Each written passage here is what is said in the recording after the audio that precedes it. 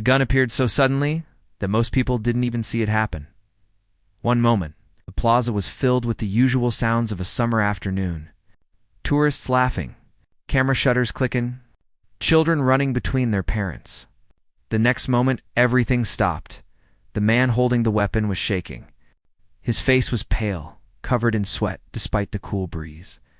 His eyes darted from side to side like a trapped animal searching for escape, and the gun in his trembling hand was pointed directly at the chest of a royal guard, who hadn't moved a single muscle. The guard stood perfectly still. His red uniform was spotless. His tall bearskin hat cast a shadow over his eyes. His boots were planted firmly on the cobblestone ground. He didn't flinch. He didn't blink. He looked like a statue carved from stone, but everyone watching knew this was different. This wasn't a tourist getting too close. This wasn't someone trying to make the guard laugh. This was real danger. And if you're wondering what happened next, make sure you're subscribed, because this story gets even more intense. The man with the gun had a name. Marcus Webb. 34 years old? Wanted by police in 3 different counties? His face had been on the news for 2 weeks. Robbery, assault, fleeing from custody. He was desperate, cornered, and out of options. Earlier that morning, Marcus had stolen a car from a parking lot near the city center. He'd driven it for less than 20 minutes before abandoning it in an alley. The police were closing in. Helicopters circled overhead. Officers were checking every street, every building, every possible hiding spot. Marcus knew he was running out of time. He needed a hostage. He needed leverage. He needed something to make the police back off long enough for him to think, to breathe, to figure out his next move. That's when he saw the palace, the gates, the tourists, and the guards standing perfectly still in their ceremonial positions. Most people think royal guards are just for show, just part of the tradition, just there to look impressive in photographs. But Marcus didn't know the truth. He didn't know what these men were trained to do. He didn't know the discipline it took to stand motionless for hours. He didn't know the mental strength hidden beneath those red uniforms. He thought he saw an easy target. Someone who couldn't react. Someone who wouldn't fight back. He was about to learn how wrong he could be. Marcus pushed through the crowd of tourists. His hand was inside his jacket, gripping the stolen pistol. His heart was pounding so hard he could feel it in his throat. Sweat dripped down his temples. His mouth was dry. He stopped 3 feet away from the guard. The young man standing there couldn't have been older than 25. His face was expressionless. His eyes stared straight ahead, focused on nothing and everything at once. Marcus pulled out the gun. Fast. Sudden, the metal glinted in the sunlight. Gasps rippled through the crowd. A woman screamed. Parents grabbed their children and pulled them back. Phones came out, already recording, but the guard didn't move, not even slightly. His breathing remained steady. His posture stayed perfect. His gaze never shifted. Marcus stepped closer. The gun was now inches from the guard's chest. "Don't move," Marcus said. His voice cracked. "I swear I'll shoot. Tell them to back off. Tell them I'll do it." The guard said nothing. His silence was louder than any words. Marcus's hand shook harder. His finger hovered near the trigger. "I'm serious. Do you hear me?" Still nothing. Just that unwavering, unbreakable calm. The crowd held its breath. Police sirens wailed in the distance, getting closer. The moment stretched out like a wire pulled too tight, ready to snap, and then something happened that nobody expected. The guard's eyes moved. Just barely. Just enough, they shifted from staring straight ahead to looking directly at Marcus. It wasn't a glance. It wasn't casual. It was focused, sharp, and completely deliberate. Like a predator locking on to prey. Marcus felt his stomach drop. Something in that look told him he'd made a terrible mistake. But he was too far in now. Too committed. Too desperate. Said, "Don't move." Marcus shouted. His voice echoed across the plaza. More people were running away now, clearing the area. But some stayed, frozen in shock or curiosity. their phones still recording everything. The guard's lips moved. His voice was quiet, calm, and cold as winter ice. Put the weapon down. It wasn't a plea.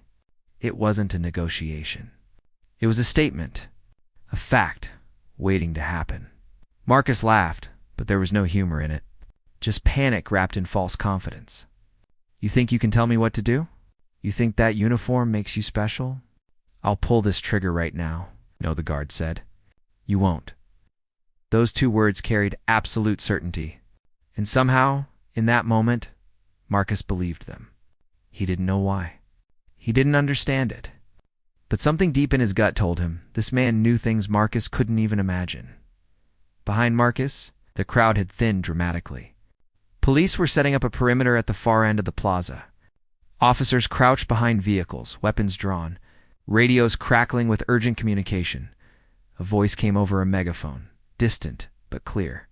Drop your weapon. Release the guard and put your hands in the air. Marcus glanced back, just for a second. That's all it took. 1 second of divided attention. One tiny moment of distraction. The guard moved like lightning. His hand shot out and grabbed Marcus's wrist. Not gently. With iron strength that made Marcus's bones feel like they might crack. The gun was twisted away with such speed and precision that Marcus barely understood what was happening. The weapon clattered to the ground. The guard kicked it away in the same fluid motion, sending it skittering across the cobblestones toward the police line. Marcus tried to pull free. He was strong, fueled by desperation and adrenaline. But the guard's grip didn't budge. It was like being held by a steel trap. Marcus threw a punch with his free hand, wild and unfocused. The guard blocked it effortlessly. Then, with movements that looked almost choreographed in their smoothness, he spun Marcus around and forced him to his knees. One arm pinned behind his back, face pressed to the cold stone ground. It happened in less than 5 seconds. From the moment the guard moved to the moment Marcus was completely subdued, barely any time passed at all. But to Marcus, it felt like an eternity of helpless confusion. The guard's knee pressed into Marcus's back, keeping him down. His voice remained calm. Stay still. Marcus couldn't have moved if he wanted to. The pain in his twisted arm was sharp, exact. The guard knew precisely how much pressure to apply. Not enough to break anything. Just enough to make resistance impossible. Police officers rushed forward, their boots pounding against the ground. Within seconds, they surrounded Marcus, pulling out handcuffs, shouting commands. The guard released his hold and stepped back, returning to his position as if nothing had happened. As the officers hauled Marcus to his feet, he looked back at the guard one last time. The young man stood in the exact same spot, the exact same posture. The only sign anything had occurred was a slight wrinkle in his uniform where Marcus had grabbed him. Their eyes met again. The guard's expression was unreadable. No anger, no satisfaction, no emotion at all. Just duty completed. Marcus was dragged away, still too shocked to fully process what had just happened. How had someone standing so still moved so fast? How had someone who looked like a ceremonial decoration turned out to be one of the most dangerous people he'd ever encountered? The crowd, those who had stayed and those who had fled, began to cautiously return. Whispers spread through them like wildfire. Phones were still recording. The footage would be online within minutes, viral within hours. A senior officer approached the guard. He was older, gray-haired, with rows of medals on his chest. He looked at the young man with something between respect and concern. "Are you all right?" the officer asked. The guard gave a single small nod. "We'll need a statement," the officer continued. "What you did was extraordinary. Quick thinking. Perfect execution." The guard said nothing, just maintained his position, eyes forward again. The officer seemed to understand. He stepped back. "Carry on then." The guard did exactly that. He stood there, motionless once more, as if the last 10 minutes had never happened. As if he hadn't just disarmed a dangerous fugitive with his bare hands. As if this was just another ordinary day, but for everyone who witnessed it. Nothing about this day would ever feel ordinary again. The guard's name was Thomas Wright. Most people would never know that. They would only see the uniform, the tradition, the silent statue that stood watch over history and ceremony. But Thomas was more than that. Much more. He had joined the military at 18, young and eager to prove himself. His father had been a soldier. His grandfather, too. Service ran in his blood like a second heartbeat. But Thomas didn't just want to serve. He wanted to be the best.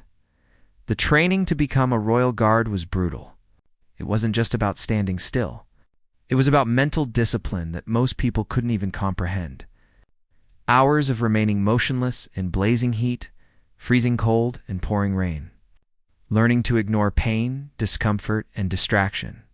Building a mind like fortress walls, unshakable and impenetrable. But that was just the beginning. Royal Guards were also trained in close combat, weapons handling, and threat assessment. They learned to read body language from 50 feet away, to spot danger before it materialized, to respond with overwhelming force when necessary, but only when absolutely necessary. Thomas had excelled at all of it. His instructors said he had a rare quality: control, complete, total control over his body, his emotions, his reactions. When chaos erupted around him, Thomas became calmer. When others panicked, Thomas saw clearly. That's why he'd been chosen for this posting. That's why he stood at one of the most visible, most photographed positions in the entire palace grounds. Because if something went wrong, they knew Thomas would handle it. And today, something had gone very wrong. After the police took Marcus away, after the crowd settled, after the plaza returned to its normal rhythm, Thomas remained at his post.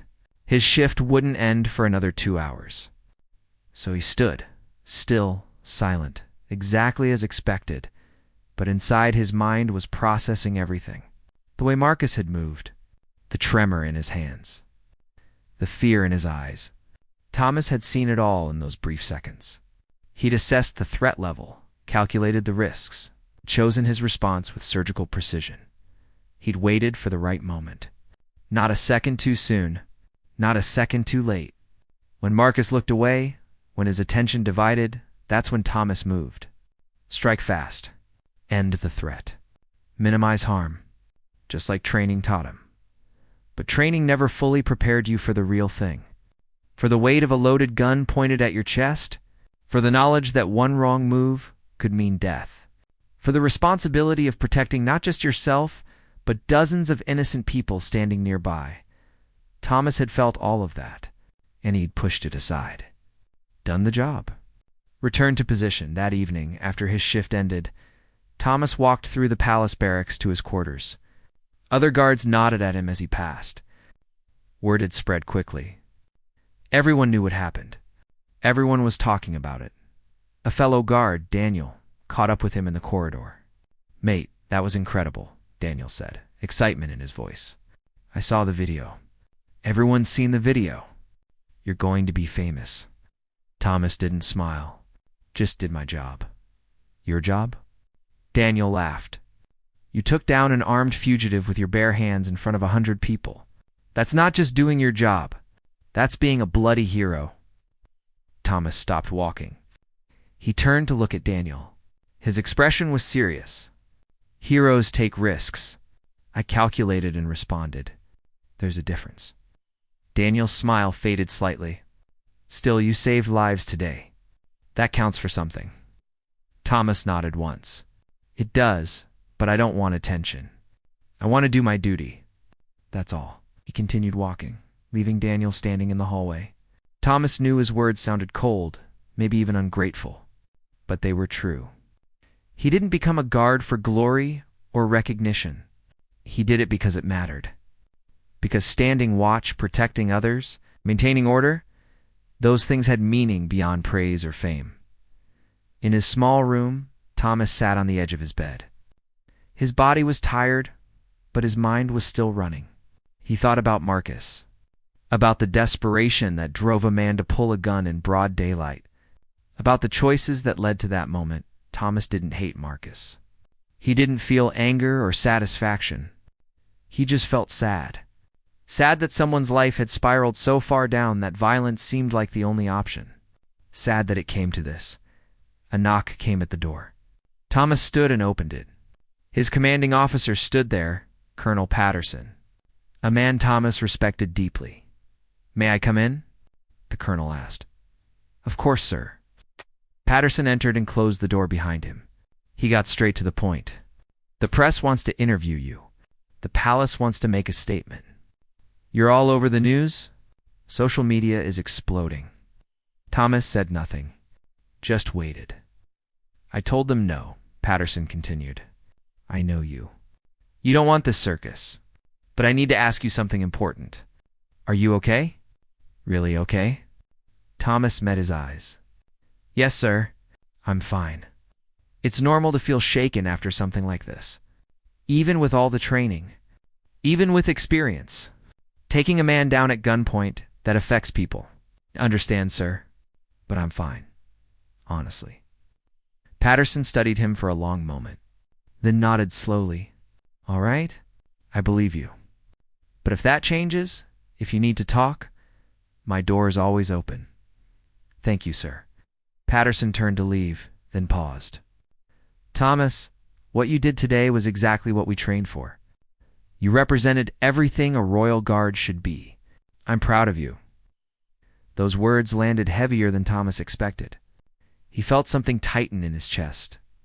Pride, relief, validation. "Thank you, sir," he said again, quieter this time. When Patterson left, Thomas sat back down. The room was silent except for the distant sounds of the city beyond the walls. He closed his eyes and took a deep breath. Tomorrow would stand at his post again, silent, still ready, because that's what he was trained to do. That's what he chose to be. But tonight, just for a moment, Thomas allowed himself to feel what he'd pushed aside all day. The weight of what happened. The reality of how close it came. The knowledge that things could have ended very differently. And then, after that moment passed, he let it go. Asterisk, the video went viral overnight. Millions of views. Thousands of comments. News outlets from around the world picked up the story. Royal Guard disarms fugitive in seconds. The silent hero. When tradition meets training, while the world celebrated, one person watched the footage with very different emotions. Her name was Sarah Webb, Marcus's younger sister. She sat alone in her small apartment, her phone screen glowing in the darkness. She'd watched the clip at least 20 times. Each time, she saw her brother's face twisted in panic, saw the gun shaking in his hand, saw him forced to the ground, arrested, taken away. Sarah hadn't spoken to Marcus in 3 years. Not since he'd started making the wrong choices, the wrong friends, the wrong decisions. She'd tried to help him, begged him to change, but he wouldn't listen. Eventually, she had to let go. For her own sake, for her own survival. Now, seeing him like this, she felt torn apart inside. Relief that he hadn't hurt anyone. Relief that he was finally caught. But also grief. Deep, aching grief for the brother she'd lost long before today. She knew what people were saying online. Calling Marcus a monster, a thug, saying he deserved whatever he got. And maybe they were right.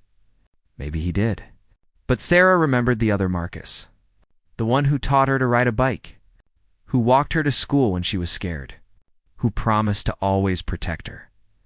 That Marcus was gone now. Buried under years of bad choices and worse consequences. But Sarah still mourned him. She put down her phone and stared at the ceiling. Tomorrow, she would go to the police station. She would see her brother through the glass, pick up that phone, and try to find words that made sense. But tonight, she just sat in the darkness and let herself feel everything she'd been holding back for years. Meanwhile, across the city, in a cold interrogation room, Marcus sat with his head in his hands. His wrist was bruised from where the guard had grabbed him. His pride was shattered. His future was gone. A detective sat across from him reading through papers. Detective Claire Holloway. 15 years on the force? She'd seen hundreds of men like Marcus, desperate, cornered, making the worst decisions at the worst moments. "You're lucky you're alive," Claire said, not looking up from her notes. "That guard could have hurt you badly. But he showed restraint, control, more than you deserved." Marcus said nothing, just stared at the table. 3 counties want you, Marcus. Robbery, assault. Now add attempted hostage, taking and threatening an officer. You're looking at serious time. Decades, maybe. Still nothing. Claire finally looked up. Why did you do it? Why today? Why there? Marcus's voice came out rough, barely above a whisper. I don't know, that's not an answer. I know. He raised his head. His eyes were red. I ran out of options. Out of places to go. I wasn't thinking. I just reacted. He pointed a loaded gun at an innocent man. That's more than reacting. I wasn't going to shoot him. Marcus's voice cracked. I swear I wasn't. I just needed time. Needed space. I needed something. What you needed was to stop running. To face what you'd done? Marcus laughed bitterly. And then what? Go to prison for 20 years? Watch my life disappear? Your life already disappeared, Marcus. The moment you made your first bad choice, then your second. Then your third. This was just the end of that story. The words hit hard. Marcus knew they were true. He'd known for a long time. But hearing them out loud made it real. Made it final. That guard, Marcus said quietly. What's his name? Why do you want to know? I need to know. Claire studied him for a moment. Thomas Wright, private first class, 25 years old. One of the best guards in his unit. I could have killed him. Yes, you could have. But he didn't even flinch. Not once. He just looked at me like he knew exactly what was going to happen. Claire leaned forward. Men like Thomas train for moments like that. They prepare. They discipline themselves. They become something more than ordinary people. And when chaos comes, they don't break. They respond. That's the difference between him and you, Marcus. He chose to build himself up. You chose to tear yourself down. The silence that followed was heavy. Marcus knew there was nothing he could say. No excuse. No justification. He'd made his choices. Now he would live with the consequences. I want to apologize, Marcus said suddenly. To him, to the guard. To Thomas, I know it won't change anything, but I need him to know I'm sorry. Claire shook her head. That's not how this works. He's not interested in your apology. He did his job and moved on. You're just another threat he neutralized. Another story that ends with handcuffs. Please, just ask him. Tell him I said I'm sorry. That's all I'm asking. Claire stood up, gathering her papers. I'll pass along the message. But don't expect anything back. Men like Thomas don't waste energy on people like you. They have better things to protect. She left Marcus alone in the room. The fluorescent lights buzzed overhead. The walls felt like they were closing in. Marcus put his head back in his hands and finally let himself cry. Not for the future he'd lost, but for the man he could have been if he'd made different choices years ago. Outside the interrogation room, Claire walked down the corridor toward her office. She did feel a small measure of pity for Marcus. She'd seen the pattern before. One bad decision leading to another, snowballing into disaster. But pity didn't change facts. He'd crossed lines that couldn't be uncrossed. Her phone buzzed. A text from her captain. Media wants a statement. Keep it brief. Claire sighed. She hated dealing with press. But this story was too big to ignore. The public wanted answers. They wanted to know why. They wanted to understand how a royal guard became an overnight hero. But the truth was simpler than most people wanted to hear. Thomas wasn't a hero. He was a professional who did his job extraordinarily well. That was all. No magic, no miracle. Just training, discipline, and perfect timing. Still, people needed their heroes. Especially now. Especially in a world that felt increasingly chaotic and uncertain. So maybe it was okay to let them have this one. To let them believe in something bigger. As long as Thomas himself didn't get lost in the noise. 3 days after the incident, Thomas returned to his regular post. Same position. Same uniform. Same duty. But everything around him had changed. Crowds gathered specifically to see him now. People took photos constantly. Some shouted encouragement. Others just stared, like they were looking at a celebrity instead of a soldier doing his job. Thomas hated it. Every second of it, he stood perfectly still like always. But inside, frustration built with each flash of a camera, each whispered comment, each pointing finger. This wasn't why he became a guard. This attention, this spectacle, it went against everything he valued about the role. The worst part was other tourists treating him differently. Before, people mostly respected the space, kept their distance, understood the boundary. Now they pushed closer, bolder, assuming familiarity they hadn't earned, assuming because they'd seen a video they knew him. After his shift ended, Thomas walked quickly back to the barracks. He kept his head down, avoiding eye contact, but even there, things had changed. Other guards treated him differently too. Some with admiration, others with something that looked like envy. Daniel found him in the common room. "Mate, you've got to see this," he said, holding up his phone. "Someone made a compilation video of you. It's got 15 million views." Thomas didn't look. "I don't care. Come on. It's brilliant. Shows you taking him down from like 6 different angles. The comments are all saying how incredible you are, Daniel." Thomas's voice was firm. "I said I don't care. I don't want to see it. I don't want to talk about it. I just want to do my job." Daniel's enthusiasm faded. "All right, sorry, I just thought you'd want to know people appreciate what you did." "I know they do, and I'm grateful. But I need it to stop. I need things to go back to normal." "I don't think that's going to happen. Not for a while, anyway." Thomas knew he was right, but that didn't make it easier to accept. That evening, Colonel Patterson called Thomas to his office. When Thomas arrived, Patterson was standing by the window looking out over the palace grounds. "Sir," Thomas said, standing at attention. Patterson turned. "Sit down, Thomas, please." Thomas sat, uncertain where this was going. "I've received numerous requests," Patterson began. "Television interviews, speaking engagements, even a book deal. All wanting you. Your story? Your perspective? I'm not interested, sir. No.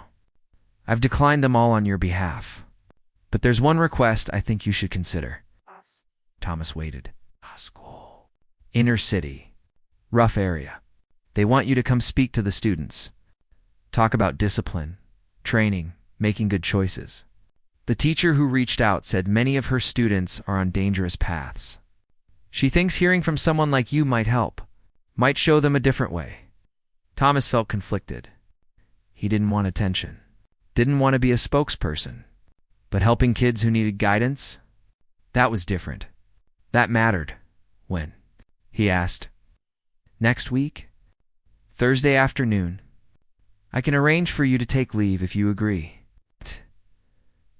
Thomas thought about Marcus, about the choices that led him to that plaza with a gun, about how different things might have been if someone had reached him earlier. "Given him better examples to follow, I'll do it," Thomas said. Patterson smiled. "Good. I thought you might." "The teacher's name is Mrs. Harrison. She'll be grateful." The following Thursday, Thomas put on his dress uniform and traveled across the city to Riverside Secondary School. The building was old, weathered, covered in graffiti. Security guards checked everyone entering. Metal detectors stood at the doors. Mrs. Harrison met him in the lobby. She was in her 50s, kind eyes behind wire-rimmed glasses. "Thank you so much for coming," she said, shaking his hand firmly. "The students are excited. Well, some of them. Others are skeptical. But they're all curious ***. I'll do my best," Thomas said. She led him to the gymnasium where about 200 students sat on bleachers. They ranged from 13 to 18 years old. Many looked bored already. Some were on their phones. A few watched him with open hostility. Mrs. Harrison introduced him briefly, then stepped aside. Thomas stood at the center of the gym floor, all those eyes on him. He felt more nervous than he had facing Marcus with a gun. "I'm not here to lecture you," Thomas began. His voice carried across the space. "I'm not here to tell you what to do with your lives. I'm just here to share my story, and maybe it'll mean something. Maybe it won't. That's up to you." A few students put down their phones. He had their attention now, at least partially. 3 days ago, a man pointed a gun at my chest. His name was Marcus. He was desperate, scared, out of options. He'd made so many wrong choices that he couldn't see any way forward except violence. The gym was quiet now. Everyone listening? I stopped him. You probably saw the video. It's everywhere. People call me a hero, but I'm not. I'm just someone who prepared for that moment, who trained for it, who disciplined myself so that when chaos came, I could respond instead of react. Thomas paused, looking around the room. Some of you are on paths similar to Marcus. Maybe you don't see it yet. Maybe you think you're in control. But every bad choice makes the next bad choice easier. Every shortcut makes the long road harder. Every time you choose the easy wrong over the difficult right, you move one step closer to a moment where you run out of choices completely. A student raised her hand. Young girl, maybe 14. So what? We just follow all the rules. Do everything we're told? That's boring. Thomas nodded. You're right. It is boring sometimes. Discipline is boring. Training is boring. Standing still for hours is incredibly boring. But boring isn't bad. Boring keeps you alive. Boring keeps you free. Boring gives you options. But what if you don't have good options to begin with? Another student called out. An older boy, maybe 17. Easy for you to talk about choices when you probably had everything handed to you. Thomas met his eyes. I grew up in a council estate. My father died when I was 12. My mother worked 3 jobs to keep food on the table. I joined the military because it was the only way I could see forward. So no, nothing was handed to me. I took it. Through work. Through commitment. Through refusing to give up even when it was hard. The student looked away but didn't argue further. I'm not saying it's easy, Thomas continued. I'm not saying the system is fair. I'm not saying you don't have real obstacles. But I am saying that you have more power than you think. The power to choose who you become. The power to build yourself into something stronger than your circumstances. He spent the next hour talking with them, answering questions, sharing stories from training, explaining what it meant to be a guard. By the end, even the skeptical students seemed engaged, interested, thinking. When it ended, several students came up to shake his hand. One girl thanked him quietly. My brother's making bad choices, she said, like your Marcus. Maybe I can get him to listen. Don't give up on him, Thomas said. People can change, but they have to want it. As Thomas left the school, Mrs. Harrison walked him to his car. That was powerful, she said. You reached them. I could see it. I hope so, Thomas replied. If even one person makes a better choice because of this, it's worth it. Driving back, Thomas felt something shift inside him. Maybe the attention wasn't entirely bad. Maybe there was a purpose to it. Not glory, not fame, but impact. Real, meaningful impact on lives that needed guidance. Maybe being seen wasn't the problem. Maybe it was about what people saw when they looked at him, and what they chose to do with that. 6 months passed. The viral videos faded from social media. News cycles moved to news stories. The crowds at Thomas's post returned to normal. Life, as it always does, continued forward. But the ripples of that day continued spreading in ways no one could have predicted. Marcus was sentenced to 12 years in prison. During his trial, he showed genuine remorse. Apologized to the court, to Thomas, who wasn't there to hear it, to everyone affected by his actions. The judge acknowledged his regret, but emphasized that consequences couldn't be erased by apologies. In prison, Marcus joined every rehabilitation program available. Education classes, therapy sessions, vocational training. He wrote letters to Sarah, who eventually wrote back. Small steps toward rebuilding something they'd both lost. Sarah visited him once a month. The conversations were awkward at first, painful, but slowly, carefully, they began healing the wounds between them. Marcus would never be the brother she remembered from childhood, but maybe he could become someone better than the man who pulled a gun in desperation. Thomas never knew about these visits.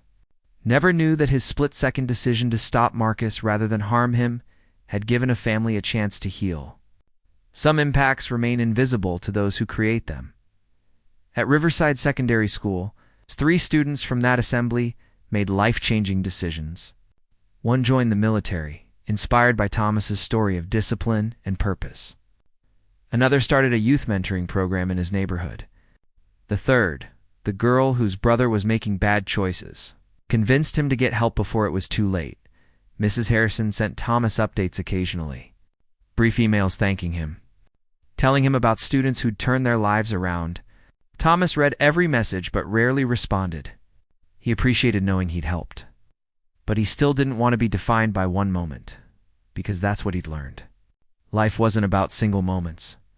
It was about consistency, about showing up every day and doing the work, about being ready when needed but not seeking the need just to prove yourself. Thomas continued his duties as a royal guard, standing watch, protecting history, being part of something larger than himself. Some days were long and uncomfortable. Some days nothing happened at all. But he took pride in every single one because he understood the value of his presence. One afternoon, almost exactly 6 months after the incident, a young man approached Thomas's post. He was nervous, hesitant, maybe 20 years old. He stood at a respectful distance, not too close. "Excuse me," the young man said quietly. "I know you probably can't talk, but I just wanted to say thank you. I saw what you did, how you handled that situation, and it changed something in me. I was heading down a bad path, but you made me think about who I wanted to be, so I changed direction. Join the military. Start basic training next month." Thomas's eyes shifted slightly, meeting the young man's gaze. He couldn't respond verbally, couldn't break protocol, but he gave the smallest nod, just enough to acknowledge the words, to say without speaking, "I see you. I hear you. Keep going." The young man smiled, nodded back, and walked away. Thomas returned his gaze forward, but something warm settled in his chest. This was what mattered.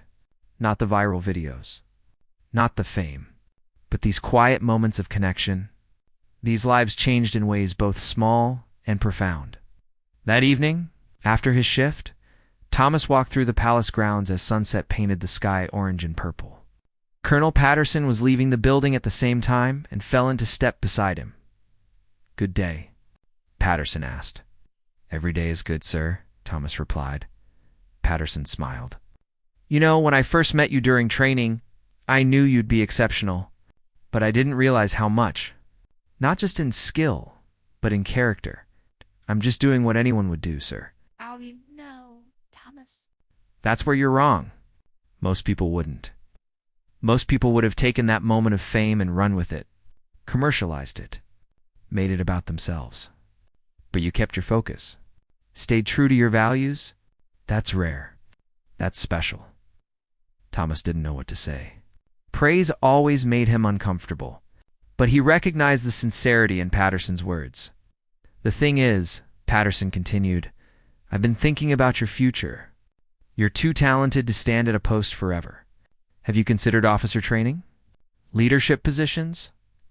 Thomas had considered it many times, but something always held him back. "Maybe someday, sir. But right now, this is where I need to be. Standing watch matters. Someone has to do it, and I'm good at it." Patterson nodded slowly. "Fair enough. Just know the opportunity is there when you're ready. The military needs leaders like you. People who understand that service isn't about glory, it's about duty." They reached the gate where their paths diverged. Patterson offered his hand. Thomas shook it firmly. "Thank you, sir, for everything." "Thank you, Thomas, for reminding us all what it means to be a guard." Thomas walked home through the city streets as evening settled in. People passed him without recognition. His uniform was in his bag. He was just another person on the sidewalk. Anonymous. Ordinary. Exactly how he preferred. He thought about everything that happened. The gun, the takedown, the attention, the school visit. All of it had taught him something important. Moments define us less than we think. It's the accumulation of choices day after day that shapes who we become. Marcus made bad choices repeatedly until they trapped him. Thomas made good choices repeatedly until they freed him. Both men were defined not by single actions, but by patterns, by habits, by the person they chose to be when no one was watching, and Thomas chose to be someone steady, reliable, present. A man who stood watch not for recognition, but because the watch needed standing. Because some things mattered more than comfort or convenience. Because duty, real duty, was its own reward. When he reached his apartment, Thomas made dinner, ate slowly, and sat by the window, watching the city lights flicker on one by one.